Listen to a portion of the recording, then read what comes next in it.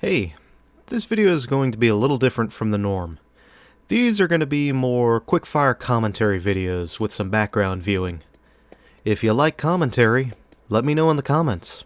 I like commentary and depend on it frequently to get through daily driving. So where better to start than with that one project I started up in Doom Builder to rebuild Rolling Acres Mall. What happened to that thing? Did something go wrong? Did Doomie die and that this is some doppelganger trying to keep the illusion going? Did I get a cease and desist from someone? Did this mall become embroiled in controversy? Actually, no, none of that. And any controversy would be, at least for the most part, irrelevant now that the mall no longer exists. In fact, you see the project right here, right now, only recorded a couple days ago in its current state.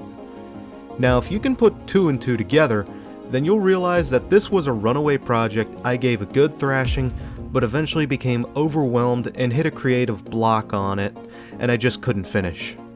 Make no mistake, this is and was a runaway project that started on a whim. I just started with the famous orange fountain and worked my way up from there. But over time, things began to add up rapidly. It's probably better if I just break down the behind the scenes for you, so buckle up. For starters, this is only possible on the source ports of the Doom engine, GZ Doom specifically. Now, if you're viewing this from the future, maybe Xandronum would run it as well, but GZ Doom overall is where this is all possible. The source port is able to take the old binary space partitioning of Doom and turn it into full 3D spaces. Now, I am aware that I am grossly oversimplifying this, but the engine allows me to utilize 3D floors through a bit of a dummy sector system and simple tags. It's rudimentary, but it works. In fact, in a moment, let me show you what it's like running this map in software mode. Software mode is much closer to the vanilla Doom experience, but even then, there's a little bit of framework from Z-Doom that still allows a few things to get past. Hi, it's me, but from the future. I was going to show you a clip of what this map looked like running in software mode, but during recording, something went very wrong and it only gave me a still frame. Thanks, NVIDIA Shadowplay. So instead, I kinda have to give you a lowdown of what this map was like in software mode. First, none of the 3D slopes that I have in place in this map would work, so a lot of things look like they're floating in midair. Second, the frame rate was a complete slideshow. I'm talking 2 seconds per frame in some places, and the frame rates would only improve to a stuttery mess if you got to the edge of the map. And finally, none of the point lights I were using for dynamic lighting would render, so everything came up as this weird little exclamation point that signifies a missing thing. So yeah, that's what that's like in software mode. I'm sure you can picture it yourself, and I'm sure that alone is giving you anxiety. So if you can't tell, there are a lot of unique 3D floors, and you need a lot of sector numbers to make them work. And if you have to layer multiple unique 3D floors, that number can grow almost by an order of magnitude, and you'll lose your organization fast. Now that you have a little bit of perspective on how all this works, let me tell you a rough estimate of how many tags I have dedicated to 3D floors alone. You ready? 700. And this is just a dirty estimate.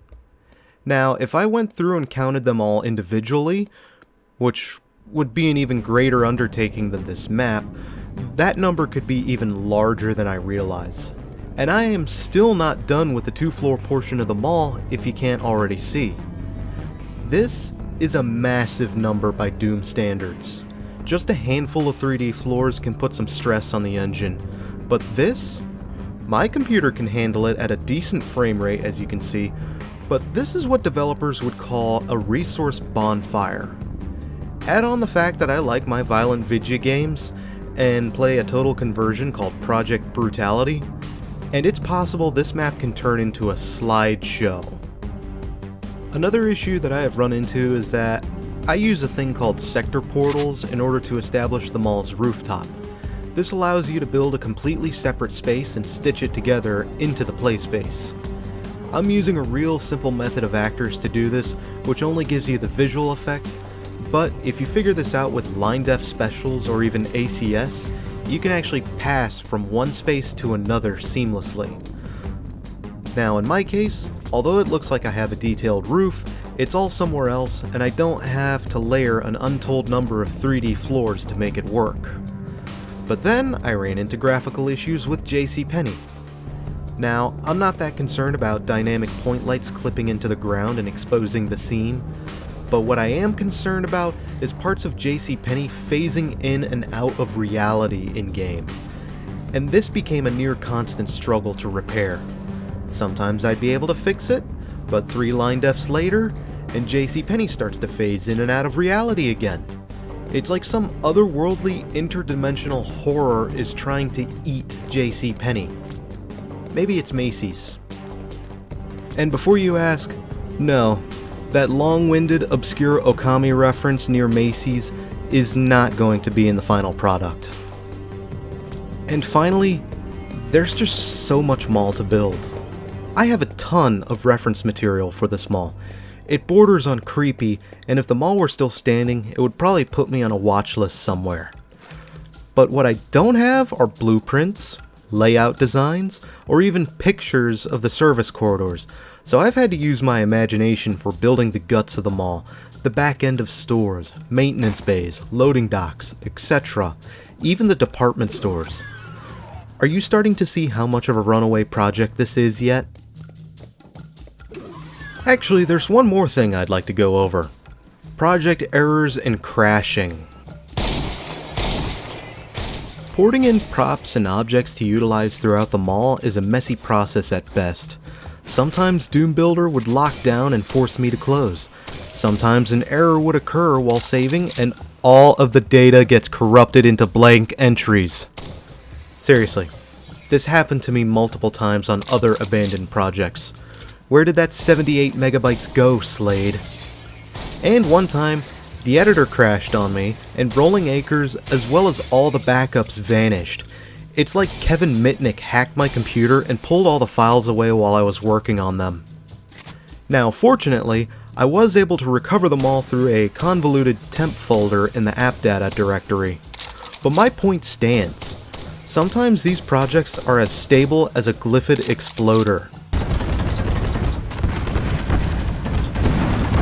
And, to add insult to injury, remember Project Brutality?